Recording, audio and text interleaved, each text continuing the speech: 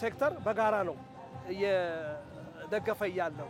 በኢንዱስትሪው ብንወስድ ኢንዱስትሪውን ሞልድ ፕላስቲክ ሞልዶችን ዳይዎችን ፕላስቲክ ሞልድ ቀደም ሲል ከቻይና ከህንድ ነበር የሚገባው።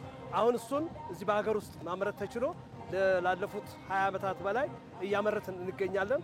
አሁን በእጃችን ራሱ የነዚህ ዲስፖሰብል ሹካ ማንካዎች ከቻይና ነበር የሚመጣው።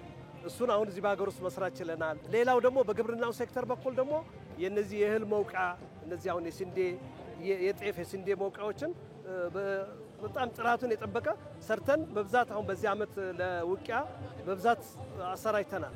ሌላ ደግሞ እነዚህ የከባድ መኪና ሚዛን ከውጭ ሀገር 7-8 ሚሊዮን ብር ፈጅቶ የሚመጣው በሀገር ውስጥ እኛ በጣም ከዚህ በአንድ አራተኛ በሆነ ዋጋ ሰርተን ለኢሴክስ ለሰላም በስ ለኢትዮጵያ ንግድ ስራ ኮርፖሬሽን በስፋት ለእርጋ ጨፌ ሰርተናል። ይሄ ተተኪ ምርትን በማምረት በኩል ይሄ አሁን ኢትዮጵያ ታምርት የሚለው ሎጎ መፈክር እሱን ነው እየተገበርን ያለ ነው።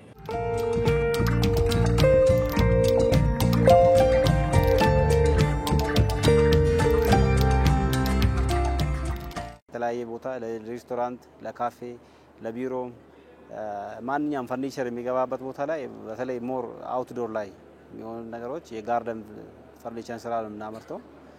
የምንጠቀመው ማቴሪያል ብረትና ራታን ፕላስቲክ የሚባል አለ። ሙሉ ምርቱን ፕሮዳክቱ ፊኒሺንግ ከመጀመሪያ ጀምረ በራሳችን ድርጅቱ ካምፓኒ ውስጥ ነው ፋብሪካ ውስጥ ፕሮሰሲንግ ሆኖ በሰዋዊና በተለያየ ማሽኖች ተደግፎ የሚመረት ምርት ነው እና እንደሚታየው ለከተማ ውበትም ለምቾትም ለኮምፎርትም በጣም ኳሊቲ የሆነ ምርት ነው የምናመርተው። ገና ሀገር ውስጥ ያልተለመደ ኦሬዲ ኢትዮጵያ ላይ እነዚህ ስራዎች ሁለት ካምፓኒ ብቻ ነው እያመረተ ያለን። እኛ 24 ሰዓት ነው የምናመርተው። ኳሊቲ ያለው ፕሮዳክት ነው የምናመርተው። እዚሁ አዲስ አበባ ላይም የተለያየ ክፍለ ሀገሮች ላይም እያመረትን እያስገባን አለን።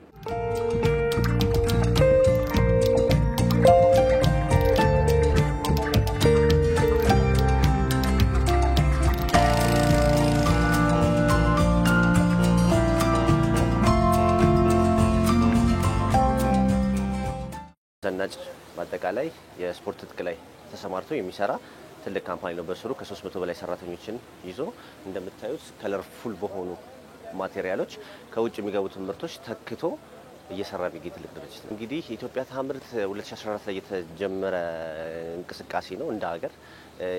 ይህ እንቅስቃሴ በጣም ትልቅ ዘርፈ ብዙ የሚባሉ የገበያ ትስስሮችን እየፈጠረ የሚገኝ ነው።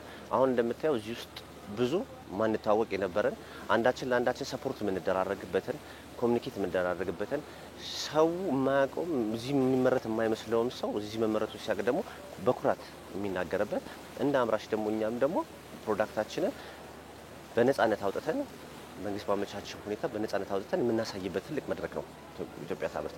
ስለዚህ ይህ ፕሮግራም እንደ ገበያ ትስስርን ምርትን እንደማስተዋወቅም ትልቁን ድርሻ ይዞ እየተንቀሳቀሰ ያለ ነገር።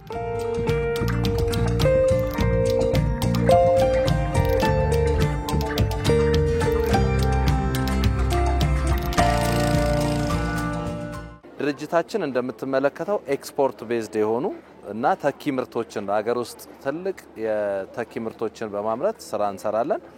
ከዛ በተጨማሪ ደግሞ ከፍተኛ ኤክስፖርት በማድረግ ለሀገራችን ከፍተኛ የውጭ ምንዛሪ እናመጣለን። ፕሮዳክት ከማምረትና ከመሸጥ በዘለለ ደግሞ ኢንተርናሽናል ሬጂስተርድ የሆነ ብራንድ ፈጥረን ኬሬጂ ኢትዮጵያ ይባላል ብራንዳችን። ብራንዳችንን በአሁኑ ሰዓት በአሜሪካን ሀገር ወደ 1.2 ሚሊዮን ዶላር ቫልዩ ተደርጎ ብራንድ ፍራንቻይዝ ወደ ማድረግ ደረጃ ሄደናል ማለት ነው። ስለዚህ ከፕሮዳክት መሸጥ ወደ ብራንድ መሸጥ ድረስ ያደገ የኢንዱስትሪ ጉዞ አድርገናል ማለት ነው።